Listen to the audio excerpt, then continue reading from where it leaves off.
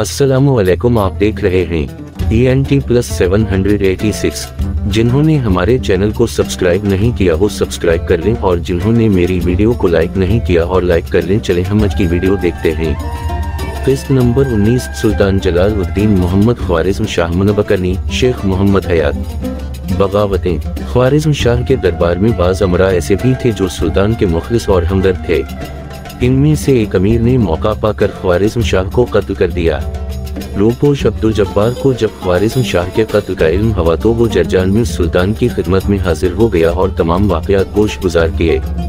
जब आई और ज़राए से भी वजीर के बयान की तस्दीक हो गई तो सुल्तान के शुबहात अपने वजीर आज़म अहमद बिन मोहम्मद के बारे में रफा हो गए और गलत अफवाहों का असर ज़ाइल हो गया।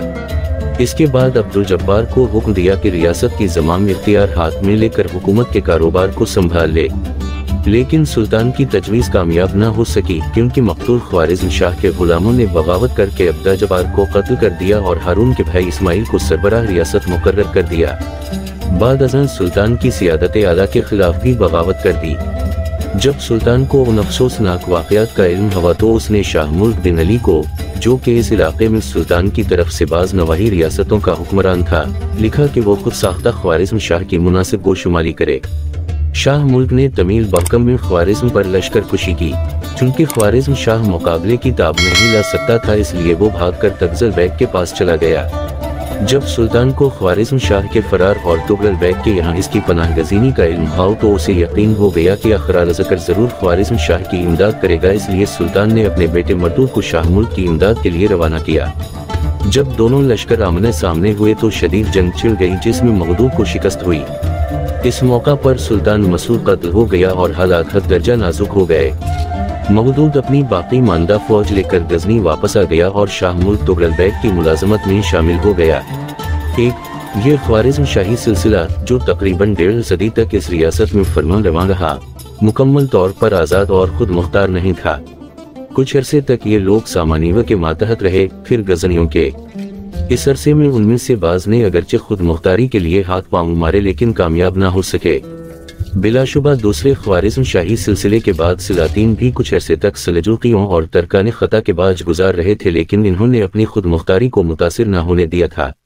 गोया ये उनकी सियासी चाल थी जिससे हसबे ज़रूरत फ़ायदा उठाया जाता था। चुनांचे जब इस जाहिरदारी की ज़रूरत न रही तो इन्होंने बल्ला तकलफ इस तौक़े इताद को उतार फेंका और खराज वसूल करने वाली हुकूमतें उनका बाल तक बीका न कर सकें। इस ख्वारिज़्म शाही सिलसिले का बानी अनुशतगीन मुल्क शाह सलजवी का दरबारी गुलाम था जो तशद्दारी की खिदमत पर मामूर था। चूंकि ये शख्स बड़ा वफादार और काबिल एतिमाद खिदमत गुजार था इसलिए सुल्तान ने उसे ख्वारिज़्म की जागीर अता करके खिताब ख्वारिज़्म शाही से नवाजा। जब तक जिंदा रहा, दरबार में मौजूद रहा और जागीर का बंदोबस्त इसके गाश्तों की तरवील में रहा। उसकी वफात के बाद शाहजादा कुतुबुद्दीन बाप का जानशीन मुकर्रर हो और पूरे 30 साल तक ये अहम खिदमत सर अंजाम देता रहा। वो भी फौत हो गया तो मुज़फ़्फ़रुद्दीन मुतसस ख्वारिज़्म शाह बना। जब सुल्तान ने उसे जागीर में जाने की इजाज़त दे दी तो कुछ अरसे तक तो इसकी वफादारी में कोई फ़र्क न आया, लेकिन बाद में इसके तौर अतवार बदलना शुरू हो गए और खराज अदा करना बंद कर दिया। हालात रोज़ बरोज़ नाजुक से ताज़तर होते गए। हता का हर तरह के सिफारती ताल्लुकात मुकम्मल तौर पर मुनक़ते हो गए। बज़ाहिर इसकी वजह ये थी कि मुतसस सल्जूक़ी दरबार में रहने और आममेल मुलाक़े की वजह से उन सलातीन की कमज़ोरियों से पूरे तौर पर आगाह था और इसकी ज़हनी मरूबियत ख़त्म हो चुकी थी। नीज़ हुकूमत की गिरफ्त दूर दराज इलाक़ों और सूबों पर कमज़ोर पड़ चुकी थी। मुतसस मन चला, दिलेर और बहादुर सिपाही था, इसलिए उसने हर मौके से फ़ायदा उठाने की कोशिश की। बिलाशुबा इन मसाई में उसे बाज़ दफ़ा ज़ुकी उठाना पड़ी, लेकिन फिर भी उसने अजीम नस्बलैन को आंखों से ओझल नहीं होने दिया। कोशिश कामयाबी की कुंजी है। मुतसस धुन का पका था, नाकामियों और रुकावटों से बदल न हुआ, तान के मकसद में कामी हो गया। मुतसस के जानशीन का नाम अरसलान था। इसकी तख्त नशीनी के 1 साल बाद सुल्तान सिंजर फौत हो गया। अगर बेटे में बाप की औलादज़मी और अली हुसलगी पाई जाती तो सिंजर की वफात के बाद हुसूल मकसद का मौका था, लेकिन अरसलान नौसफ़े अलैहि से आरी था, इसलिए जो काम करना चाहिए था वो उसके बेटे सुल्तान तकश को करना पड़ा। अरसलान के 2 बेटे थे, सुल्तान शाह और तकश। जब अरसलान फोन हो गया तो चूंकि सुल्तान शाह बड़ा था, हसबे दस्तूर बाप का जानशीन बिन बैठा और अमराए दरबार के ताउन से इस कोशिश में लग गया कि छोटे भाई को कलीत हक़ वारसत से महरूम कर दे। लेकिन ये तजवीज़ कामयाब न हो सकी क्योंकि तकश ने तरकान ख़ता की इमदाद से ख्वारिज़्म पर कब्जा कर लिया था। ये जंग भाइयों में तकरीबन 21 बरस तक जारी रही। जब सलाह फौत हो गया तो उस वक्त तकश ने तख्ते ख्वारिज़्म पर कदम रखा और ख्वारिज़्म शाह का लक़ब इख्तियार किया। दोनों भाई बहुत दिलेर और बहादुर सिपाही थे। अगर बाहम इत्तिफाक से रह सकते तो सुल्तान गैसुद्दीन और शहाबुद्दीन की तरह ज्यादा मुफीद खिदमत सर अंजाम देने की अहलियत रखते थे। सुल्तान शाह के मरने के बाद तकश अधेड़ उम्र को पहुंच चुका था। ताहम मरते मरते सलजूकियों और गौरियों की शान व शौकत को खत्म करता गया। अलाउद्दीन तकश का इकलौता बेटा था। जब सुल्तान मर गया तो करबवाओ जवार के हुक्मरानों ने इस ख्याल से कि शहजादा नातजर्बाकार और नौ उम्र है, हर तरफ से एल्गार कर दी ताकि जो कुछ तकश ने उनसे हथिया लिया था वापस ले लें। लेकिन अलाउद्दीन भी दबने वाला नहीं था। इसने इस पामर्दी से दुश्मनों का मुकाबला किया कि सबके दांत खट्टे कर दिए। ज्यादा अरसा नहीं गुजरने पाया था कि अलाउद्दीन ने दरिया में सिहों तक का सारा इलाका फतह करके अपनी कलमरों में शामिल कर लिया। जुनूब में ये सरहद दरिया में सिंध के आसपास सूबा पंजाब और सिंध की सरहदों को छूने लगी। इधर खलीफा बगदाद भी सुल्तान के अताब से न बच सका। नतीज सुल्तान तमाम आलम इस्लाम की हमदर्दी खो बैठा। अमीर अल-मोमिनीन को सुल्तान की इस जसारत का इतना सदमा हवा कि इसने चंगेज खान को सुल्तान के खिलाफ उभारना शुरू कर दिया। चुनांचे चंगेज खान के हमला करके आलम इस्लाम की एंट से एंट बजा दी और 10 साल के अरसे में कमवाओ बेश 1 करोड़ इंसान मौत के घाट उतार दिए। मावरा अनहर और खरासान के तमाम बड़े बड़े शहर और कस्बे तबाह व बर्बाद कर दिए गए। फलदार दरख्त खत्म कर दिए गए, फसलें और किले मसमार कर दिए गए। आबादियों और बस्तियों पर वो उफ्तादा पड़ी कि तारीख आलम में उसकी मिसाल शायद ही कहीं मिल सके। इस खूनी ड्रामे का सबसे अफसोसनाक पहलू यह है कि इस तमाम अरसे में अलाउद्दीन ने एक दफा भी चंगेज खान का मुकाबला नहीं किया। इसके पास लाखों का लश्कर था, चाहता तो बहुत कुछ कर सकता था, लेकिन तमाम खानदान को साथ लिए मुल्क के तुल व अर्ज में भागता फर्रा, जिससे मुगलों के हौसले बढ़ गए और रियायत सुल्तान को भागता देखकर मायूसियों और नामीदियों के अथाह समंदर में डूब गए।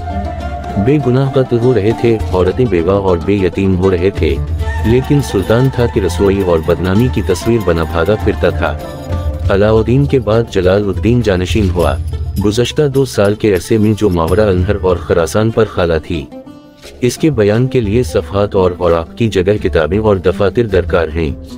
हर चंद के जलालुद्दीन ने हालात को संभाला देने की पूरी कोशिश की, लेकिन कामयाबी ना हो सकी। आखिर 10 बरस की लगातार कोशिश के बाद दुनिया इस्लाम का ये नामवर सपूत जुल्म व सितम और जोरू जिफा के खिलाफ लड़ता फिरता दुनिया से रुखसत हो गया। इस खानदान का अरसा हुकूमत 160 बरस के लगभग था। हुक्मरानों की तादाद बशमूल सुल्तान शाह के 8 थी। मुतसस और तकश कामयाब और बातिदबीर फरमा रवा थे। जहाँ तक फुतूहात मुल्की का ताल्लुक है, अलाउद्दीन मोहम्मद इस खानदान का गलसर सैयद था। अगर वो मुगलों के खिलाफ जुर्रत, सुबात कदम और अली हुस्सलगी का मुजाहिरा कर सकता तो आलम इस्लाम की तारीख इससे बहुत मुख्तलिफ होती जो अब है।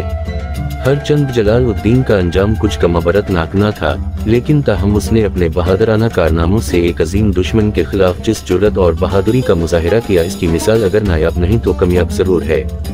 बिलाशुबा ये नामवर सिपाही उन गैरफानी फरमानबरवायान आलम से था जिन्होंने बड़े से बड़े खतरों को हरिका के बराबर वक़्त ना दी, नासाज़गार हालात और नामुवाफ़क़ माहौल से कभी मरूब न हुआ। अगर सोए इत्तिफाक से वो जमाने के सरकश घोड़े को लगाम देने में कामयाब ना हो सका तो जमाना भी उसे खिलाफ मर्जी राम करके नकील ना डाल सका। खुद चंगेज खान के कारनामों को सराहता और इन्हें ये कहकर अकसाता कि बाप का बेटा ऐसा होना चाहिए। सुल्तान यकीना अपनी फ़कीद अलमिसाल बहादुरी की वजह से दुनिया के चीदा नामूरों में शुमार होने के काबिल है, जो नामूरी और शोहरत के आसमान पर आफताब व महताब बनकर चमके, जिन्होंने कभी किसी खतरे की परवाह न की, जो दौलत यकीन से माला माल और दुनिया खुद एतिमादी के शहंशाह थे। सुल्तान चंगेज जैसे दुश्मन के खिलाफ ऐसा डट कर लड़ा कि दोस्तों के या दुश्मन भी शीश कर उठे और बड़े बड़े जलील अलकदर बहादुर सुल्तान की अजमत के सामने मानत पड़ गए। जलालुद्दीन जुल्मत कफर व नाखुदा तरसी के खिलाफ ईमान व इंसाफ और इस्लाम का अजीम जंबाज हीरो था। वो अपने हम मजहबों की आखिरी पनाहगाह और उनकी उम्मीदों का आखिरी सहावरा था। मुगल इसकी शोहरत, खर, दिलअजीज़ी और बेखौफी से इतने डरते थे कि चंगेज खान की तरफ से इन्हें सरी और वाज़ेह हिदायत मिल चुकी थी कि जिस तरह भी हो सके सुल्तान को जमकर बैठने का मौका न दिया जाए। सुल्तान की शहादत के बाद भी बहुत अरसे तक मुगलों की जान रज़िक में रही। जब भी अफवाह उड़ती कि सुल्तान फिल्म मकाम पर देखा गया है, मुगलों के औसान खता हो जाते। फौरन हुक्म मिलता कि फलां कमांडर इतनी फौज लेकर जाए और जरूरी कार्रवाई करे। ऐसा न हो कि हालात बेकाबू हो जाएं।